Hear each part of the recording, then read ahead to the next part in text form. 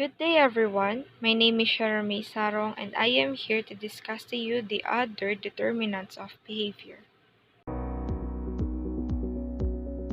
Anxiety. According to Coleman 1980, it is an intangible feeling that seems to evade any effort to resolve it. It is also called neurotic fear. It could be intense, it could be low, and sometimes it could be a motivating force. It is our body's natural response to the perception of danger or a fearful event. There's no way I'm going to pass this exam. I don't even want to show up. I was so uncomfortable at that party. It was hard for me to breathe and I got all sweaty. I had to leave. I won't go to sleep or leave the house unless I've made sure the stove is off and the doors are locked. Sometimes I do this 3 or 4 times. I have to get to the airport 5 hours early. You just never know what might happen. As we look at the video, sometimes we think a certain situation is dangerous where in fact it is actually not. And in that point, we may react with anxiety. According to Dr. Michelle Duga, there is something we can do to cope up with anxiety, and that is the avoidance of fuel anxiety. That means that individual will eventually sooner or later will have to confront their fear. And guys, one thing can we actually do when we are anxious is our way of thinking. When we are faced with anxiety-provoking situation, we tend to have so much thoughts like what ifs. What if I didn't pass the exam? What if I didn't submit it on time? What if I made a huge mistake? That negative thinking will just fuel the anxiety, so please, always look for the light in times of darkness. So instead of, what if I didn't pass the exam, think I will going to pass that exam. Stress. It is a process of adjusting to or dealing with circumstances that disrupts or threatens to disrupt a person's physical or psychological function. Do you know that the term stress was derived from the Latin word stinger, which means to draw tight?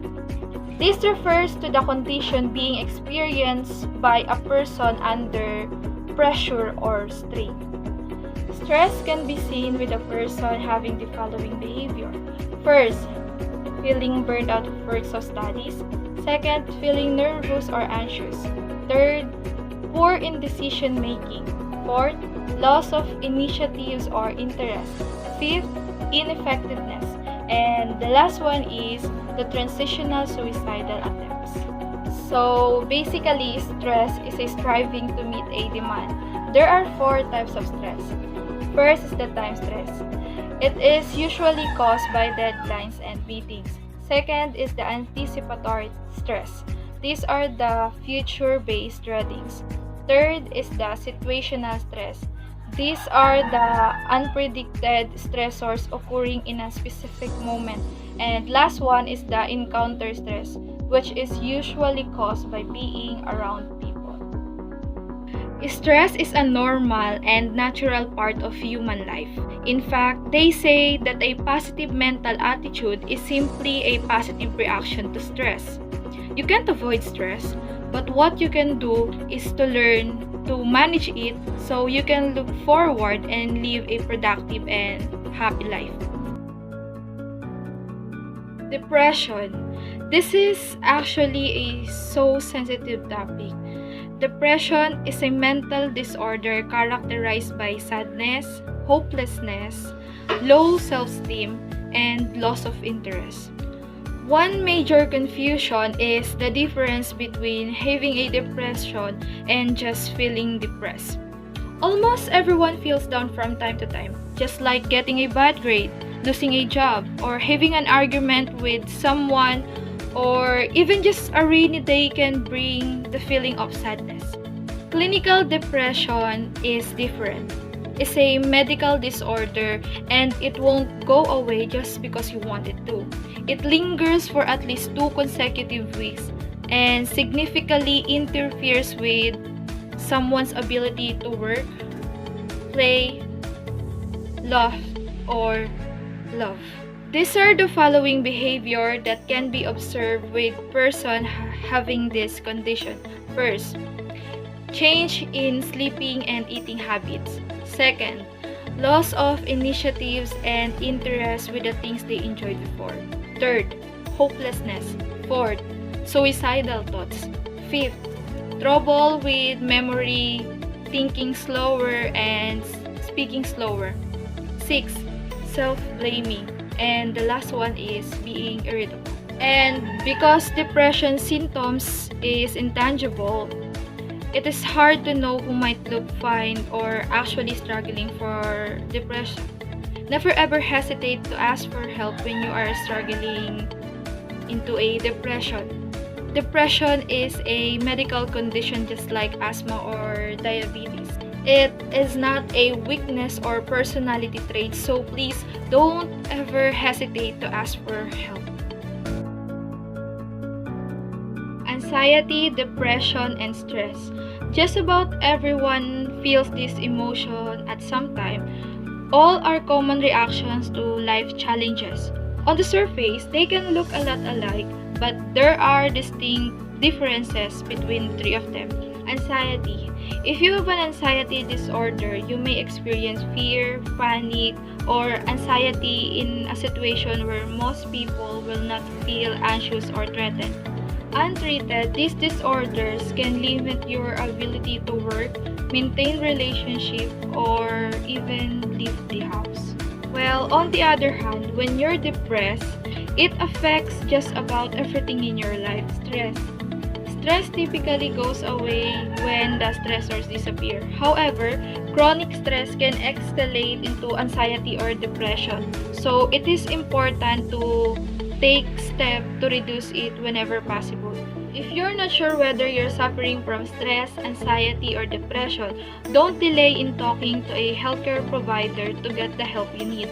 The journey to recovery begins with defining the cause of issues and getting the right treatment.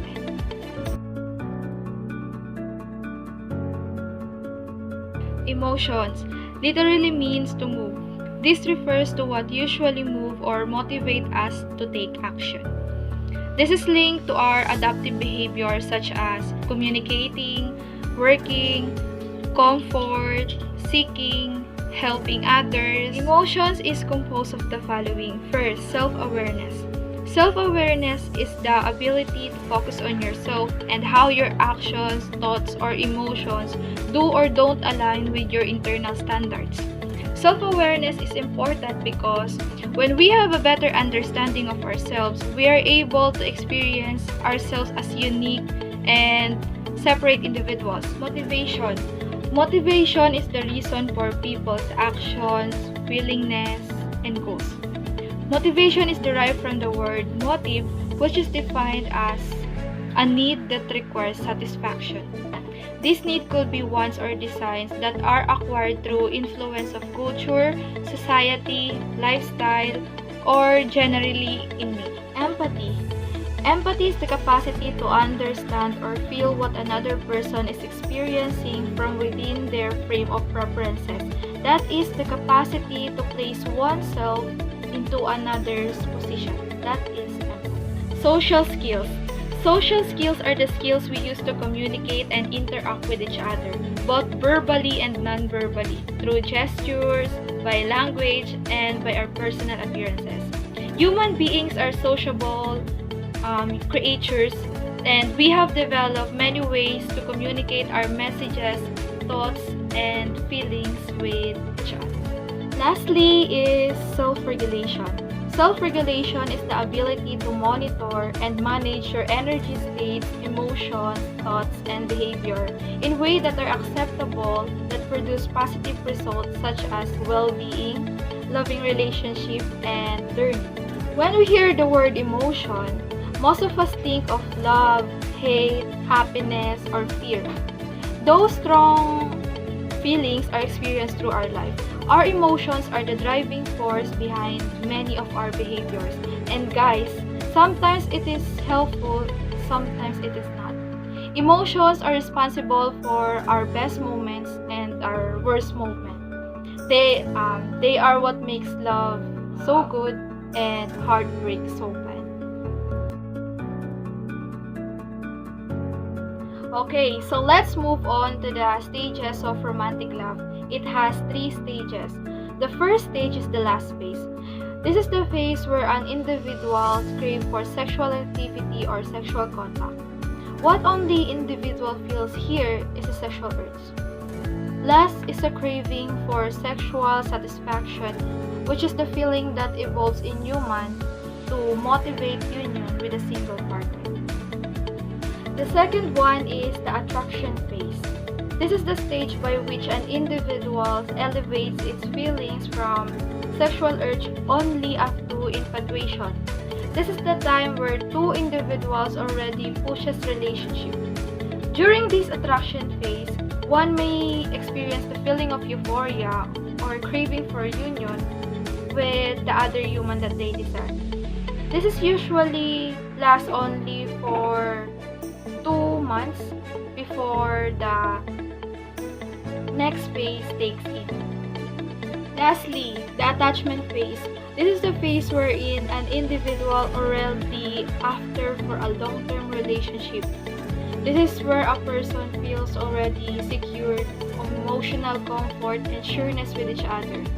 The attachment phase brings the feeling of calmness, security, a desire to protect with one another, a union, and comfort. This attachment phase isn't just exists in a romantic relationship, but also exists in another types of bonds like family or friends.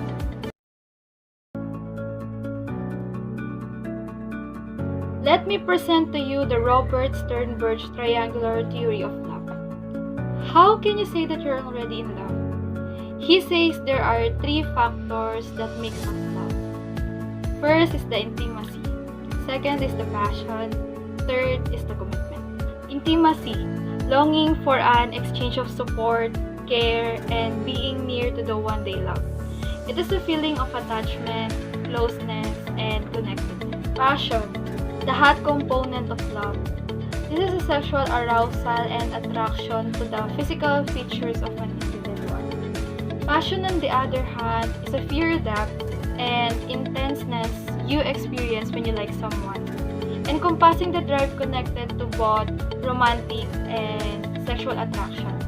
Lastly is the commitment, the cold component of love. This is where a person invests and strives efforts into maintaining the relationship. The third component, commitment, ties the other 2 together as if encompasses the short-term and long-term decision to remain with one another and plan for the future. So let's go back to the question. How can you say that you're already in love? You know what? Robert Sternberg also proposes the 7 types of love. So what are the types of love that Robert Sternberg proposes? The first one is friendship. This is a type of love where the intimacy or liking component is present, but the feeling of passion and commitment into romantic relationship is missing. Next, infatuation. Infatuation is characterized by feelings of lust and physical passion without liking and commitment. There has not been enough time for a deeper sense of intimacy, romantic love, or consummate love to develop. Empty love. Empty love is characterized by commitment without passion or intimacy. At times, a strong love deteriorates into empty love. The reverse may occur as well. For instance, an arranged marriage will start empty but flourish in another form of love as time passes by. Romantic love. Romantic love bonds people emotionally through intimacy and physical passion. Partners in this type of relationship have deep conversation that helps them know intimate details about each other. They enjoy sexual passion and affection. These couples may be at that point where future plans may be undecided. Compassionate love. Compassionate love is an intimate but not passionate sort of love. It includes the intimacy or liking component and the commitment component of the triangle.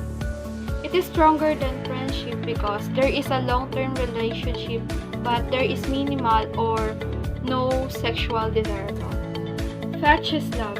In this type of love, commitment and passion are present while intimacy or liking is absent. Fatuous love is typified by whirlwind courtship, in which passion motivates a commitment without stabilizing the influence of intimacy. Unfortunately, such marriages often don't work out. Lastly is the consummate love. Consummate love is made up of all three components, and it is the total form of love. It represents an ideal relationship. Couples who experience this kind of love have great sex for several years for their relationship. They cannot imagine themselves with anyone else. Next, personality. Derived from the term persona, which literally means a theatrical mask worn by Roman actors before in Greek dramas. This refers to the pattern of relatively permanent traits and unique characteristics that gives consistency to someone's behavior. Personality is the characteristic patterns of thoughts, feelings, and behaviors that makes a person unique. Let me present to you the Sigmund Freud's provinces of mind. To describe the structure of personality, Freud have divided the mind of the person into three: the id, ego, and the superego. The id is the first to develop, the ego is the second, and the superego is the last to develop. Id, also referred to as pleasure-seeking personality, by which the sole function is literally to seek pleasure. This region of mind is out of contact with reality. Once it operates the person, the only thing the latter is after to the pleasure. This is the first dimension of personality that is developed for infants. The id is the biological components of a personality. It includes your instinct. The ids operate in our unconscious mind. It always selfish and needy. It operates according to the pleasure principle. The pleasure principle is the idea that all of your needs shall be met immediately. Ego, the region of the mind that attaches the persons with reality. This is the decision-making branch of personality. This balances the demands of id and ego with the external world. Ego develops as children begins to get rewards and punishments from their parents. The ego is part of the personality that makes sure of the decision. The ego is in the middle that makes the decision and faces the consequences. The ego operates within the reality principle. The reality principle is the idea that the desires of the id must be satisfied in the method that is socially appropriate and realistic. Superego. This represents the moral aspects of the personality. This is divided into two: the conscience and the ego idea. The conscience represents the outcomes of our experiences from the punishment to our negative behaviors, telling us things that we should not do. The ego ideals pertains to our experiences from the rewards we got from our positive behaviors, telling us things that we should do. This is developed as child reaches the age 5 to 6 years, wherein she starts to earn identification on what should be done and what should not. The superego exists in all three levels of consciousness. The superego is like the little angel. It is always concerned with what is socially acceptable. The superego pushes you to obtain the ego ideals or your view on what is right. It also represents your conscience on what is your view to be considered on what is wrong. And that would be all. Hope you learned something. Thank you.